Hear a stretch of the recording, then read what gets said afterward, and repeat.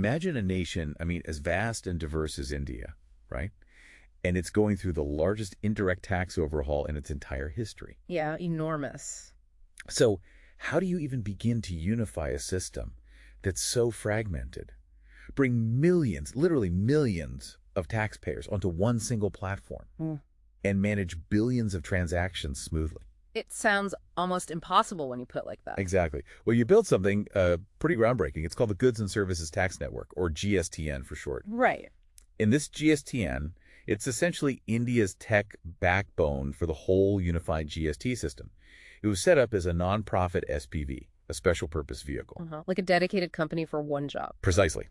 Its function is being a national information utility, which basically means it's the shared central IT system. The digital highway connecting everyone? Yes, connecting the central government, all the state governments, and get this, over 1.3 crore taxpayers. That's 13 million taxpayers. And that cornerstone, it was really born out of a profound need to sort out the chaos before GST. The pre-GST era mess. Oh, absolutely. We're talking about cascading taxes, tax on tax. It just made everything more expensive and complicated for businesses. Right, and no consistency across states either. None at all. Total lack of uniformity in how things were done.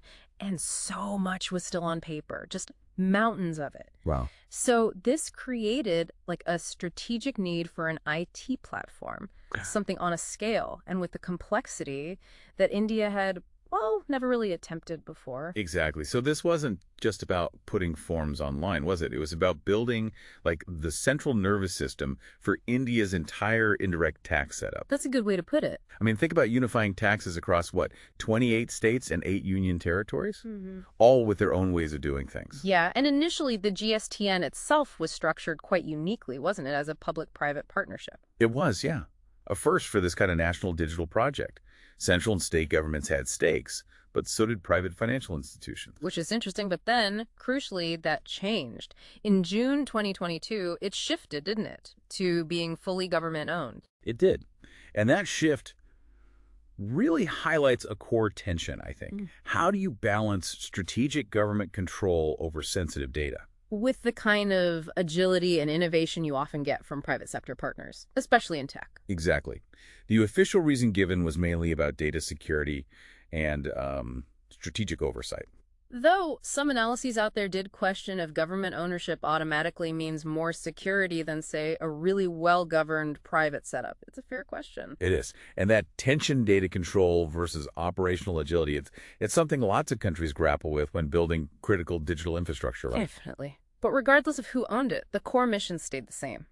That GST Common portal, the website backed by GSTN, became the one single place for all those 13 million taxpayers. Just pause on that number again, 13 million taxpayers. It's incredible. That's more people than live in Belgium or Portugal, all using one system. And it handles everything, doesn't it? Registering for your GSTN number? That unique 15-digit number, yeah. Filing all the different returns, making payments, getting refunds processed, it's all there. It brought one unified process for central GST, state GST, and that integrated GST too. Yes, the IGST.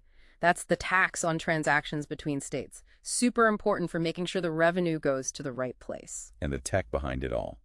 Developed by Infosys, I believe. That's right. Built on open source tech, importantly, with well-defined APIs. APIs being those connectors that let different software systems talk to each other. Exactly. And that open approach was key because it allowed this whole ecosystem of private companies to spring up, the GSPs and ASPs. GST Savita providers and application service providers. Right. They could build their own user-friendly software solutions, add-ons essentially, that plugged into the main government system. So you get market innovation, helping with compliance, offering tailored services. Well, the core GSTN infrastructure handles the heavy lifting and, crucially, maintains security.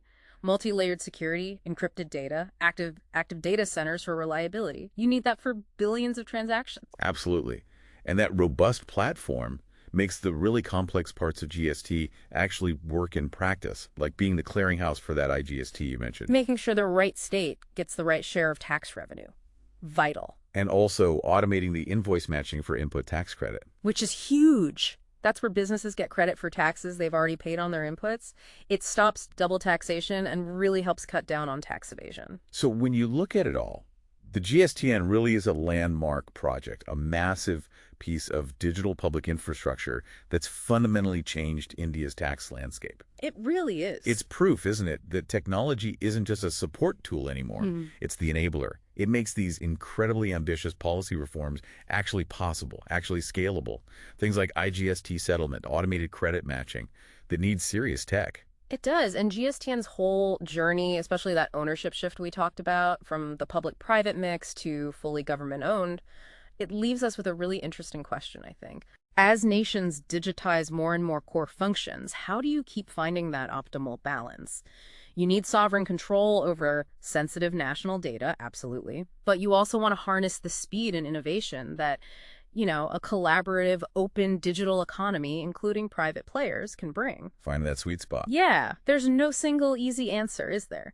But India's experience with GSTN, well, it certainly gives us a lot to think about. It sheds light on that ongoing challenge.